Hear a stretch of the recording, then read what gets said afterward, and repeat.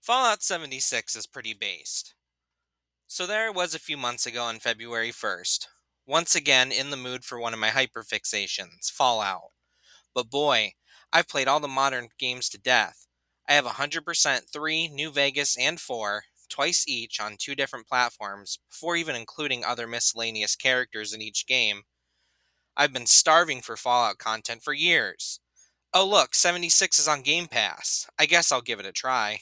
I'm still playing daily almost 3 months, 470 hours, and 260 levels later.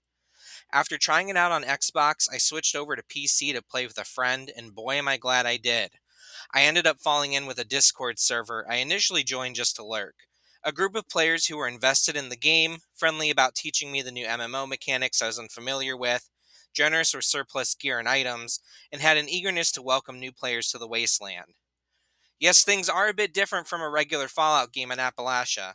The way you build your character has to be a bit more focused than normal.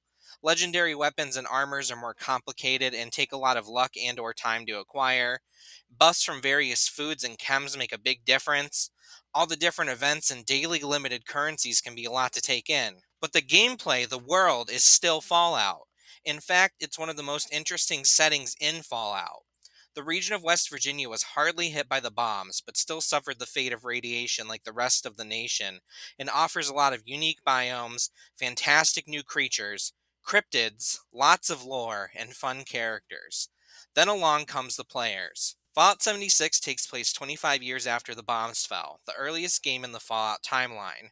The main quest lines have you following after the overseer of Vault 76 as she scouted the post war landscape and its horrors, teaming up with a newly dispatched unit of the Brotherhood of Steel, uncovering Enclave activity, and getting either settlers or raiders to help you bust into a vault filled with gold. Events begin randomly every 20 minutes, that range from defending a machine, setting up a dinner party, guiding a herd of Brahmin home, taking on large server bosses, and seasonal events like Fashnot parades, the Mothman Equinox rituals, Meat Week barbecues, and more. These are best run with multiple players and yield the best rewards. There are also special expeditions that let you see the early days of the pit from Fallout 3, as well as a new location, Atlantic City. Both have their own stories and missions and things to collect, and the game is getting a map expansion in the near future. Add in daily quests, daily ops, daily and weekly score challenges for the seasons board, and there's always tons to do. Better when you have people to do them with. Players are divided up into 24 people servers. As you spawn in, so will your custom built camp you can set up most anywhere there is an open space.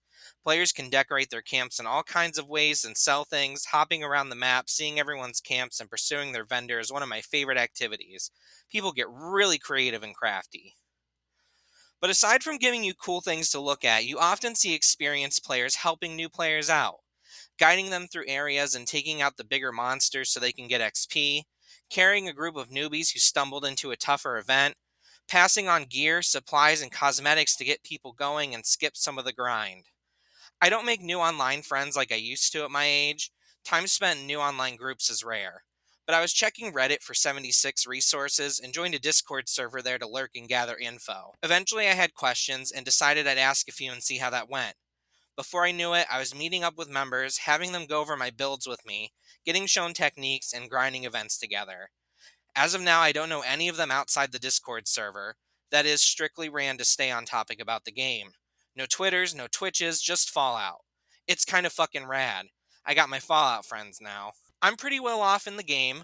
I've got some major weapons, some of the best armor you can get, multiple solid builds, and have gone nuts gathering rare things to decorate my camp with. But I don't think I would have stuck around this long without the awesome community existing in the game to help me over the humps. Now, thanks to the Fallout show generating a ton of new players and achieving a new overall all time peak for the game, I've been taking the opportunity to pay it forward.